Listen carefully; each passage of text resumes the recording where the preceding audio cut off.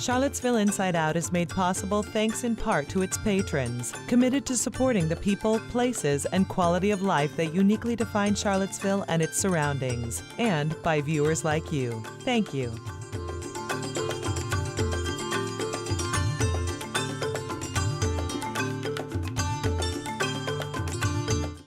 They say the closer you get to the end, the better it is. But it's a good life. I just love to see color go up. I love to see anyone make our community more vibrant and exciting. For WHTJ, I'm Terry Allard, and this is Charlottesville Inside Out.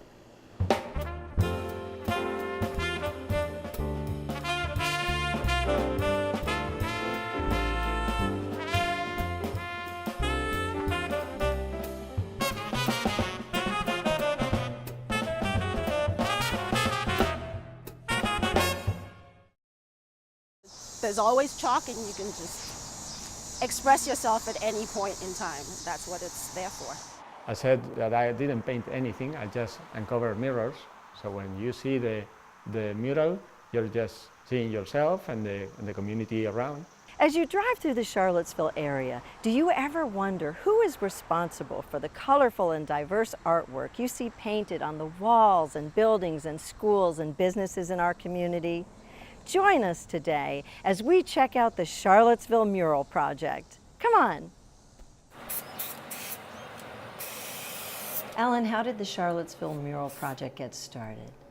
Well, the Charlottesville Mural Project, it's existed for the better part of a decade now, and it was started by Ross McDermott here at the bridge under the leadership of Greg Kelly, as just a really pure effort to beautify Charlottesville and get some amazing colors on walls and to make our community more vibrant and to highlight the work of some local and regional artists that are extremely talented and we're doing great things. Why do you get excited about the murals in town? I get excited about the murals in town because every mural tells a different story. There's so much opportunity when you engage in public art, when you create public art, and when you engage as a spectator or a patron or whatever, just an average Joe.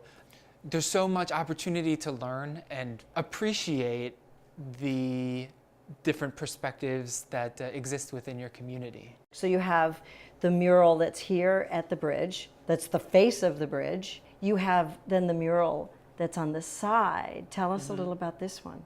We kind of think of it as our sort of community-facing mural. It's our invitation to the community to be a part of what we're doing here and to welcome people to a sort of collaborative process. She has a piece of chalk and she has something to say, so she's going to climb up to the top to put her mark. The only part of the mural that's permanent is the girl on the ladder with the hands at the bottom, so that's drawn in paint. Everything else is chalk and everything else mutates. In terms of inviting people to add themselves to my work, it's been a little bit of a struggle. As soon as I hooked up the bridge, that just got figured out immediately, because that's what they do, they connect people. Approximately how many murals have you all created since it started? It's hard to keep track. I want to say somewhere in the realm of 20, 25 at this point. And mention some of them. They're all over the community. Maybe the biggest one that's maybe the most prominent might be the David Gwynn and Rita Dove collaboration that's on the Graduate Hotel near the university. That's a really big one. We've done some excellent pieces on some retaining walls in town, including the Barracks Road wall. There's another mural that's over right around the corner from that on Georgetown and Hydraulic. That was part of Albemarle High School's project. Yeah. Tell us a little about that. It's sort of one concept, one mural that spans two walls. We had a lot of fun getting the Albemarle High School students involved in that process, both in creating the call for artists, determining what should go on the wall and what it should mean to the surrounding community. The students worked closely with Emily Herr and Eleanor Doty to photograph fellow classmates and create an accurate and diverse representation of their student community and the broader community surrounding their school. And then the students came out and even helped paint, helped put the actual colors onto the wall, which was thrilling to watch. Oh, that, you know, and that's so important. A big part of the Mural Project is that you all partner in the community with a lot of different groups and a lot of schools. There's so much opportunity for civic engagement built into the mural process, knowing that a mural is going to be such, you know, a big public thing in the community. There's a lot to think about. When we have the opportunity to engage students and adults alike in the process of discussing what should go on a wall and who or what should be represented, and Right. telling the story of the community, that's a beautiful thing. That's an opportunity that we want to capitalize on that and encourage people to engage and be a part of their community and grow something vibrant together. You see it and it gives you more view of how Charlottesville, how overall Virginia is. We all have different backgrounds, we come from different places, but still we're equal as people. And it's really amazing that we get our own mural and we get to show that we're different but still the same. We use actually red and green. We just mix them up. I don't know what they make, but I just mix it up. The things we done it, I think, is amazing. If I be like part of something and this thing is gonna make the people happy when they look at it, and then I tell my friends I'm just part of this project, so like proud about them. These are students who are 16, 17 years old. They're on the cusp of going out into the community as young citizens and residents. They wanted to respond to the current narrative of the monuments in our community, and we looked at murals as one way to sort of tell a story in the community, to memorialize events that have happened in the community and create a monument to something in the community. So talk about the different techniques that the artists use to create these murals. Is it all just paint with a brush, or? We've got artists that will use spray cans. We've got artists that will use paint brushes. We've got, you know, paint rollers, and sometimes all three. Sometimes artists use stencils to get a shape on the wall and then go back and add detail later. A lot of times they'll use a video projector. They'll go out at night. They'll video project an image on a wall and they'll trace it. Or in the case of Chicho, where he, out on Barracks Road, Chicho just goes out there freehand and starts sketching it on. He grabs a can of brown paint and starts just putting a sketch on the wall. Watching this process unfold, our jaw just drops, you know, like, how does he do that? Like, how? It's amazing. And everyone gets to watch. Yeah, yeah. And so, like, there's no wrong way to paint a mural as long as it looks awesome at the end. What is this response from the community about all these beautiful murals? Not everyone loves every art piece, but we strive to be as inclusive and as relevant as possible with artwork. We do everything we can to incorporate a wide range of perspectives and cross our fingers and hope the community accepts it as their own. In most cases, they have no reason not to, because a lot of times the community's helping, or the community's involved in the artist vetting process, or they have gone to meetings to discuss what they want to include in that call for artists. So we love to tell a story that goes beyond the imagery on the wall. We love to tell a story that includes the process of that art going up as well. It is cool to work in view of all the people because it is totally alive. That mutual inspiration, it is pure. It is happening all the time. I'm painting this and somebody is telling me, oh, you should paint that. And I'm lucky enough to keep myself open to change things and not be very strict to the sketch. Somebody came and made some signatures, graffiti on the pants of some character. So when I saw that, I thought, okay, well, this person is probably a neighbor. And also, if the concept of the mural is mutual inspiration, then this should be included somehow. So what I did just was to include that signature in the patterns of the pants.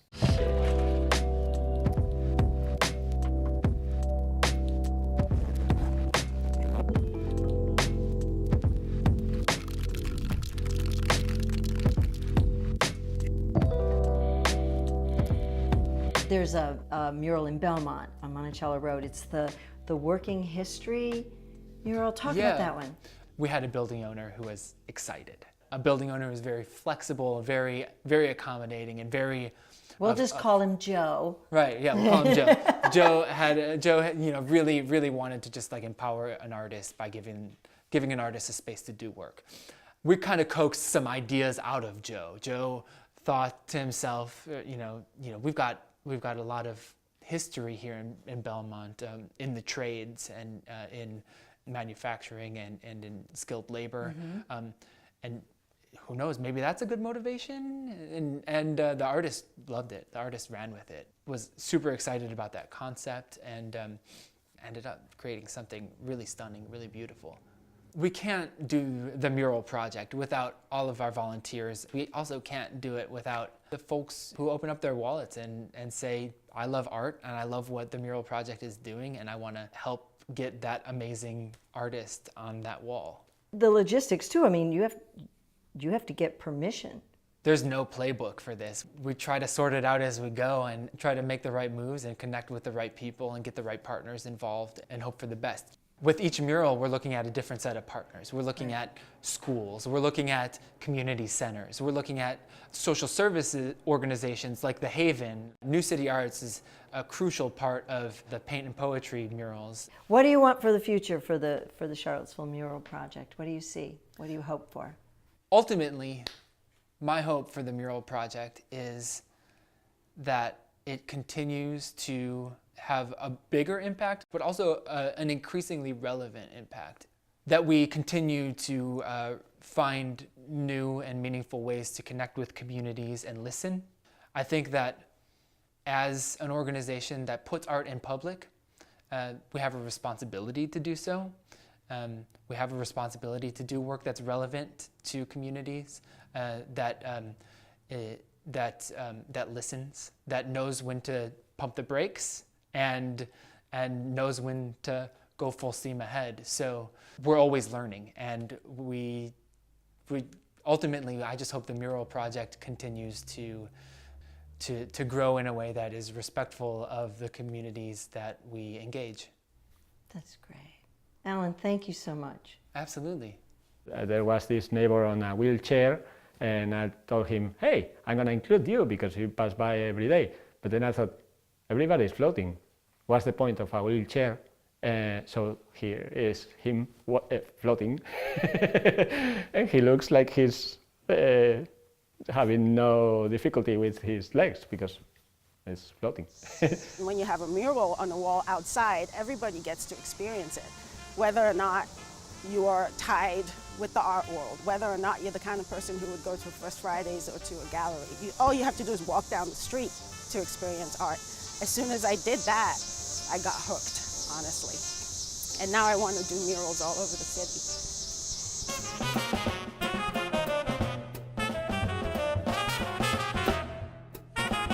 You know, they're 18 and 19, and here we were only 18 and 19. We want them to be able to say, look what he went through. You go from thinking about girls and cars to staying alive. I did 2 tours in Vietnam. My first tour, I was a captain flying fixed wing down in the Delta. My second tour is a helicopter pilot up in the Highlands. I was a major. Well, I was 16 years old when I enlisted in the Navy. Quite an interesting trip, especially for a youngster who had never been out of the state of Tennessee before I joined the Navy. Today we're going to learn about a project that was started by a local educator to help his students connect to and understand world history through conversations with people who were actually a part of the story. Join us as we catch up with social sciences teacher Matt Deegan to talk about the Charlottesville High School Veterans History Project. Come on. Why are we doing this? To honor the veteran you interviewed with your work. It was almost like it happened yesterday, the way he told it. He remembered all the details. He showed us pictures and we asked him questions. I cannot thank them enough because they've done so much for us. I just didn't think he would be that young going to, a war. Matt, what inspired you to start the Veterans History Project? Well, it was the winter of 2014, and I was home with my parents in their house in New Jersey where I grew up, and my mother had an envelope that she handed me, and in it was an article that featured a local high school history teacher who had a project involving military veterans, and it was kind of a eureka moment for me where I said to myself, this is it. So why was that important to you, though? Why did you want to teach in this way? I think that events can be very distant from students, and I was seeking a way to bridge that distance and make them see that history is accessible. It's not just in a textbook. It's not just the people in the textbook who are important. It's all of us. History is simply the telling of stories. That's something I try to relate to my students, and we all have a story to tell. So having a military veteran as the foundation of this project made sense to me based on the world history curriculum. It's a local person, a local story, but who's connected to this global event, global conflict. So when the students come in at the beginning of the year and you talk about this project and you say, this is what we're going to be doing this year, what is their response? They are unsure. I think there's some anxiety because they're not used to speaking to an elder, a stranger in this way. And then there's some indifference, not fully understanding the project. So what the students do is they go to the Vietnam War Museum, and at the end of touring the museum, there are military veterans from the community that come, and small groups of students conduct interviews. They lead the interviews, and after they've recorded their interviews, we come back to the classroom and they make some sort of product that honors the veteran's story in some way.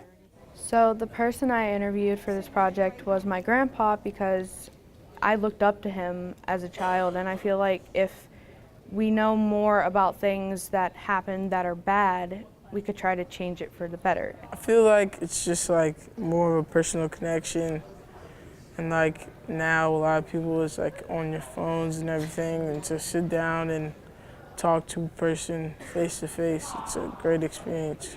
We were in a fierce firefight, and it was difficult to even breathe because of the sulfur and the cordite.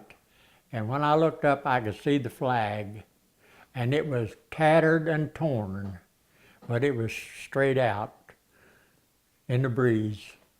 It was really a good moment for me.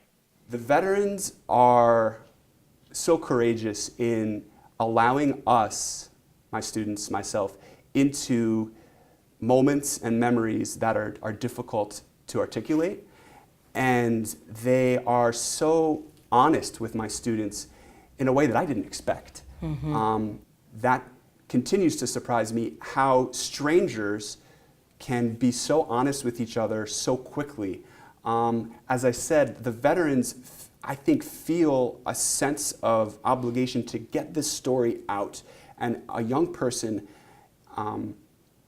gives them a venue to do that in maybe a way that a similarly aged peer could not.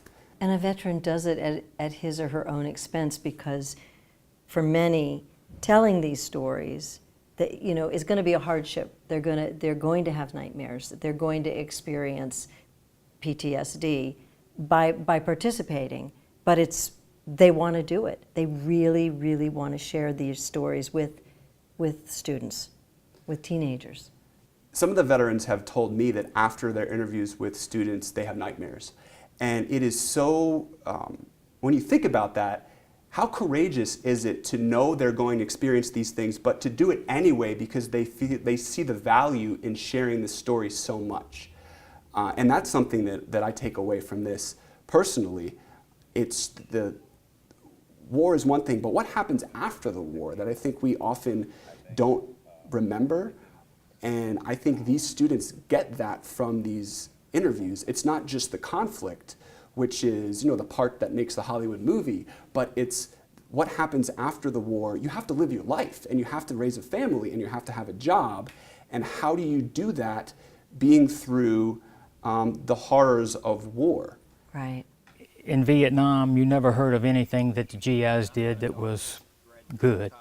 People did not realize that we had ties to the local orphanages in Vietnam, and since I was in the Delta, we spent a lot of time at the Mito orphanage to give back. And it was also important for us to do something like that because it got us away from the war for a while, and it was more like being at home than it was in a combat zone. History is just a chain of events, all linked together, and that's the thing that they have to look back at. Where did we start? And how we have progressed through all of this all the way up the road. Go deeper with the hows and whys. Have a rising action, climax, and falling action in your narrative about your veteran. So there was a question that one of the students asked one of the veterans about race relations during the war. Talk about that. Yes, so there are these beautiful moments in the tour and the interview that are unexpected. And this was one such interaction between a student and a veteran. Tom Oakley was sharing his exhibit and telling students about it. And then he asks any questions. And Addison Ely asked about race relations in Vietnam among the veterans, which was one of those questions that bowls you over. You're not expecting something so honest, but I think that's the beauty of working with teenagers. They can go there and ask that question, and Tom was prepared for it in a way that no one expected. He shared the story of how an African-American soldier saved his life, and he would not be standing where he was at the museum if not for that soldier. And he told the students that we all bleed red, which continues to stick with my students. And it was a powerful moment to say that war is not discriminating. And your students have also interviewed World War II vets. Yes, there are a number of World War II veterans who are still with us. In this particular interview session this year, my students Max and Kobe interviewed Howard Halfacre, who is 92 and is clear-headed and was recounting his experiences in the Battle of Iwo Jima.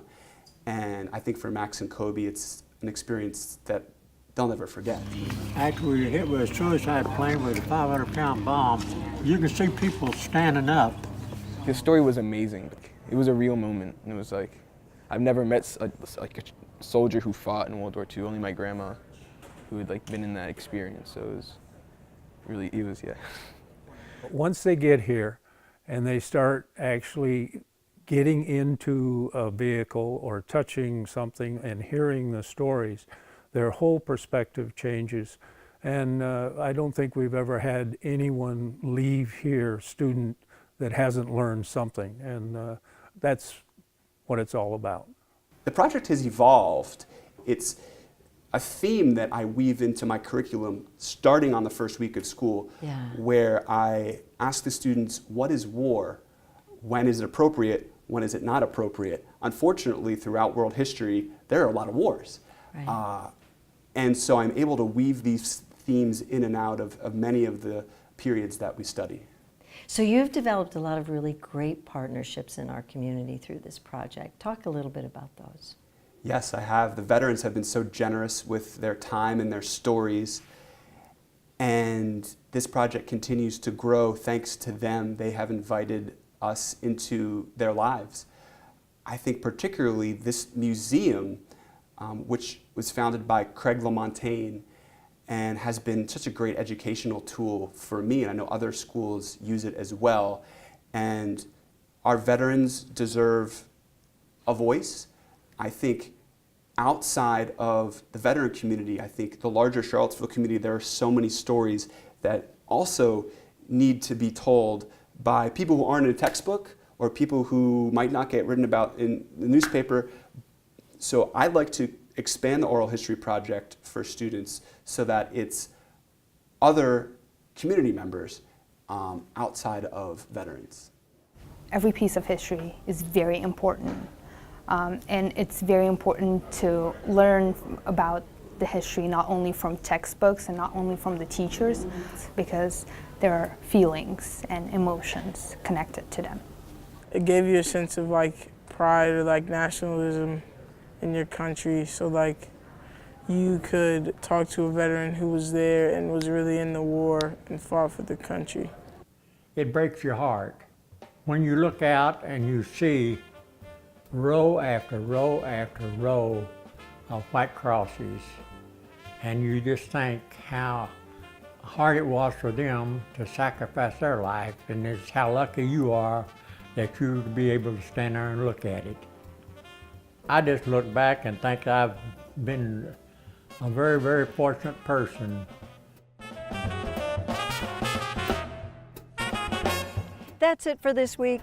For WHTJ, I'm Terry Allard. Join us next time on Charlottesville Inside Out.